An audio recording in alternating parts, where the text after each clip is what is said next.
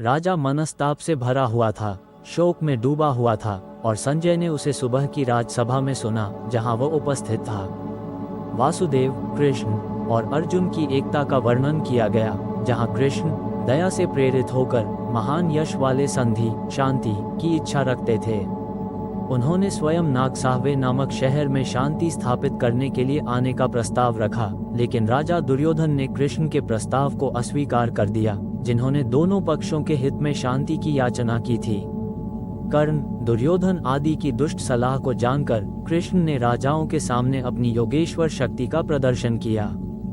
कृष्ण ने कर्ण को रथ पर बिठाकर एकांत में समझाया, लेकिन उसने उपाय पूर्वक उनकी बात को अस्वीकार कर दिया।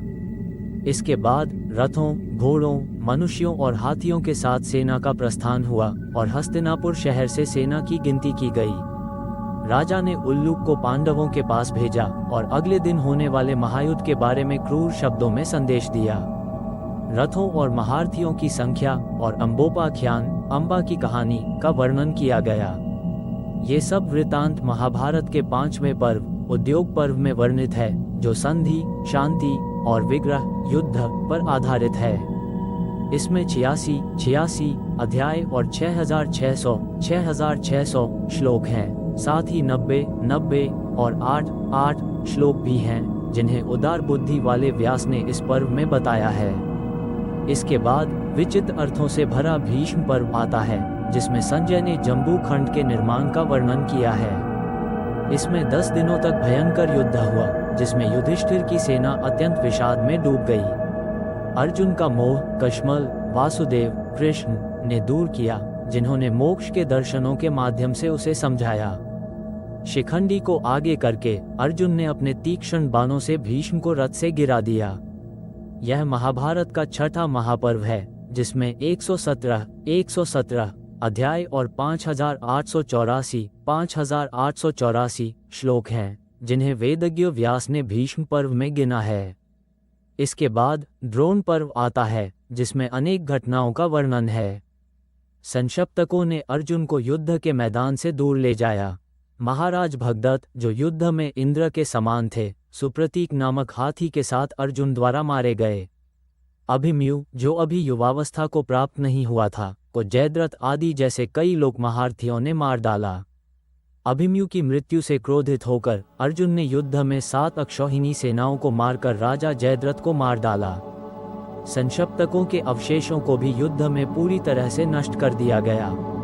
अलम्बुस, श्रुतायु, जलसिंध, सौमदत्ती, विराट, द्रुपद, घटोत्कच आदि द्रोण पर्व में मारे गए। अश्वत्थामा ने भी द्रोण के युद्ध में मारे जाने पर क्रोधित होकर नारायण नामक उग्र अस्त्र का प्रयोग किया। यह महाभारत का 7वां महापर्व है, जिसमें पृथ्वी के कई राजा मारे गए। द्रोण पर्व में जिन शूरवीरों का उल्लेख है, वे पुरुष श्रेष्ठ थे। इसमें 170 अध्याय और 8909 श्लोक हैं, जिन्हें तत्वदर्शी मुनि पाराशर ने द्रोण पर्व में गिना है। इसके बाद कर्ण पर्व का वर्णन किया जाता है, जो अत्यंत अद्भुत है। इसमें मद्राज को सारथी बनाया गया। इसमें त्रिपुर के पतन की प्राचीन कथा का वर्णन है। प्रस्थान के समय कर्ण और शल्य के बीच कठोर संवाद होता है। हस्काकियम नामक आख्यान भी इसमें शामिल है। युधिष्ठिर और अर्जुन के बीच क्रोध का वर्णन है और द्वैरथ युद्ध में अर्जुन ने कर्ण को मार डाला। यह 8वां पर्व है, जिसमें 69 अध्याय और 4900 श्लोक हैं। इसके बाद विचित्र अर्थों से भरा शल्य पर्व आता है। इसमें वीर योद्धाओं के मारे जाने के बाद मद्रेश्वर सेनापति बनता है। रथ युद्धों का वर्णन भागों में किया गया है। शल्य पर्व में कुरुवंश के प्रमुखों के विनाश का वर्णन है। शल्य की मृत्यु धर्मराज द्वारा होती है और इसमें गदा युद्ध का भी वर्णन है। सरस्वती और अन्य तीर्थों की पवित्रता का वर्णन किया गया है।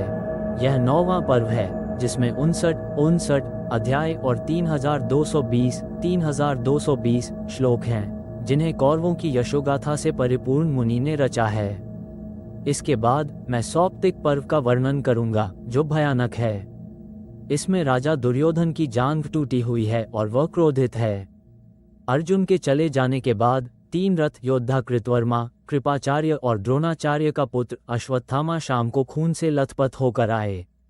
द्रोणाचार्य के पुत्र अश्वत्थामा ने प्रतिज्ञा की कि वह सभी पांचालों, धृष्टद्युम्न आदि और पांडवों को उनके मंत्रियों सहित मारे बिना अपनी प्रतिज्ञा पूरी नहीं करेगा।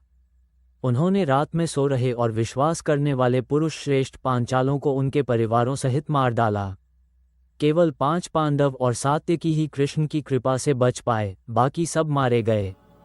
द्रौपदी अपने पुत्रों के शोक में और अपने पिता और भाइयों की मृत्यु से दुखी होकर भोजन न करने का संकल्प लेकर अपने पतियों के पास बैठ गई। द्रौपदी के कहने पर भीमसेन क्रोधित होकर द्रोणाचार्य के पुत्र अश्वत्थामा के पीछे दौड़े।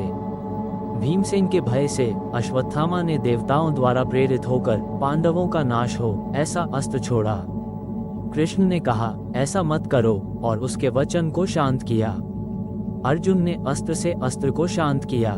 द्रोणाचार्य, द्वैपायन आदि के शापों का वर्णन है और सभी राजाओं के लिए जल तर्पण, उद्विग्न का भी वर्णन है।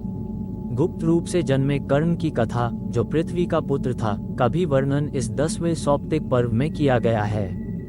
इसमें 18 अध्याय हैं।